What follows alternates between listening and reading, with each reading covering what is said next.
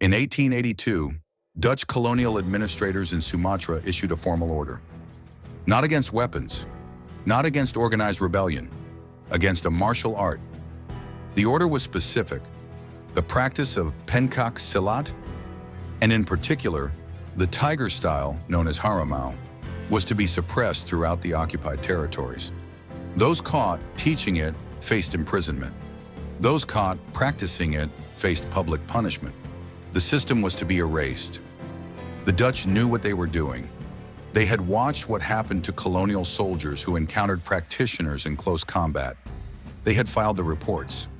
They understood with the clear logic of occupation that a civilian population trained in Silat Harimau was a population that could not be fully controlled. So they tried to destroy it. They failed. Welcome to Martial Road, where the warriors live forever.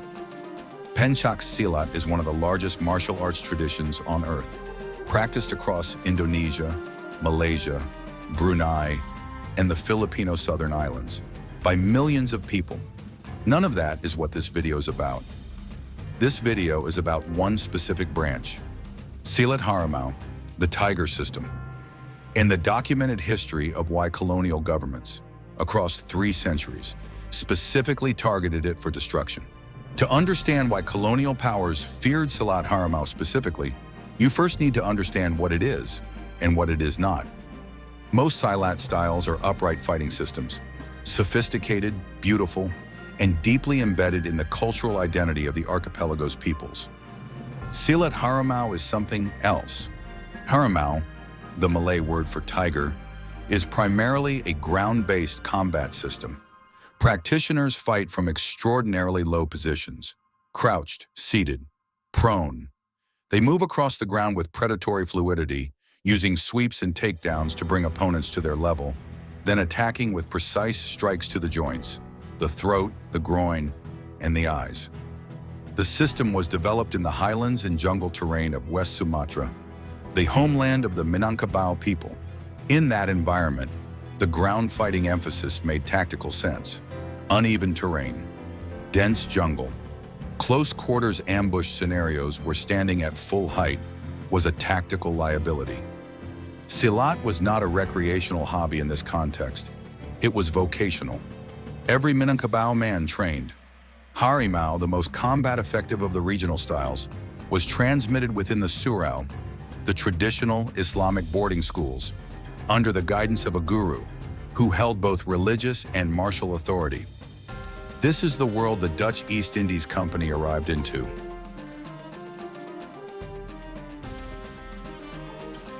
The Dutch East Indies Company established its first significant presence in Sumatra in the 17th century. What they encountered in the Minangkabau highlands was not an easily subdued population. Early colonial reports documented what happened when company soldiers attempted to physically suppress Minangkabau men trained in Harimau. Standard European military formations designed for open-field engagements were largely ineffective at close range against a ground-fighting practitioner who had trained since childhood in exactly those conditions.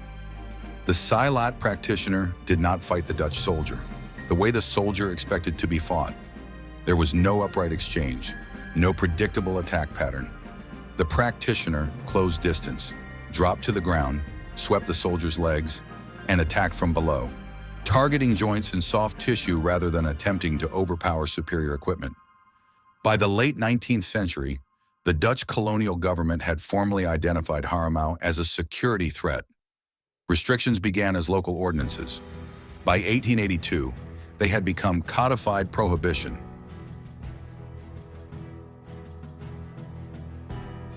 The Dutch prohibition was real.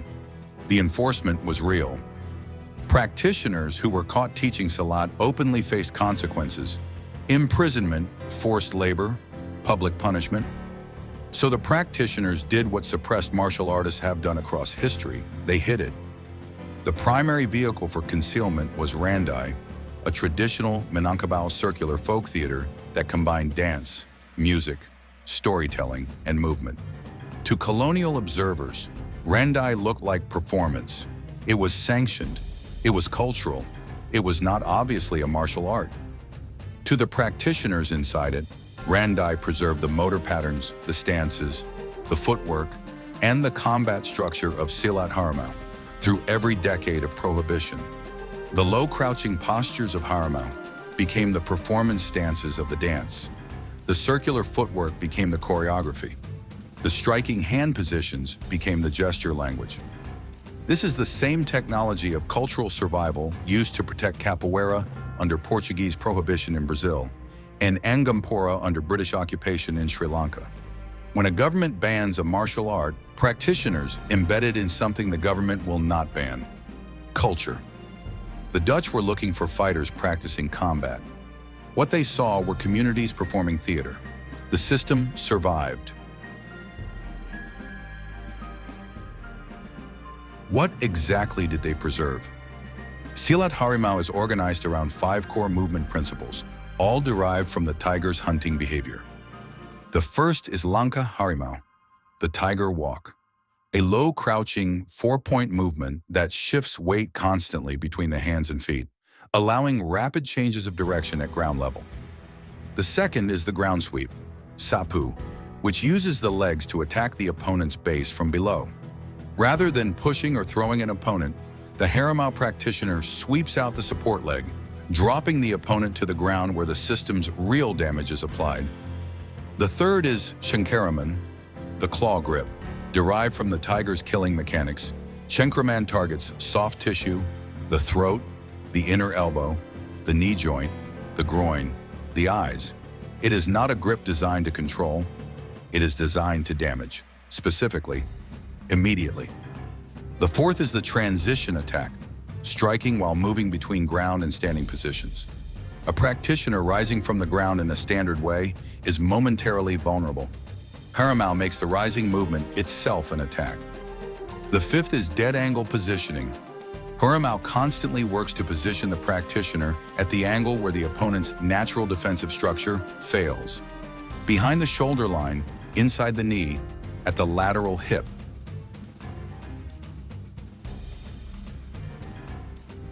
When Silat Harimau began appearing in mainstream martial arts conversations, the reaction was familiar. The techniques looked unusual. The ground movement looked impractical. The tiger-derived framework looked exotic rather than functional. What that assessment missed was the documented historical record. The Dutch colonial government did not file reports and draft prohibition orders because Harimau looked dangerous. They did it because Harimau practitioners were defeating their soldiers. That is a different category of evidence than tournament results or demonstration footage. Indonesia declared independence in August 1945. With independence, the formal prohibition on Silat collapsed. What emerged from the highlands of West Sumatra in the following years was not a weakened, fragmented tradition struggling to reconstruct itself. It was a living system that had been maintained with deliberate precision through every year of prohibition. The randai concealment had worked. The transmission had been continuous. The gurus who had maintained the system through the prohibition period were still living. Their students had been training. The lineages were intact. Today, Silat Harimau is taught in West Sumatra, practiced in diaspora communities across Southeast Asia and Europe, and studied by a small but serious international community drawn specifically to its ground-fighting mechanics. For researchers studying the global history of ground-based combat systems, Harimau represents something genuinely unusual. A system that arrived at many of the same tactical conclusions as Brazilian Jiu-Jitsu and Russian Sambo, independently, centuries earlier, from a completely different cultural and environmental foundation.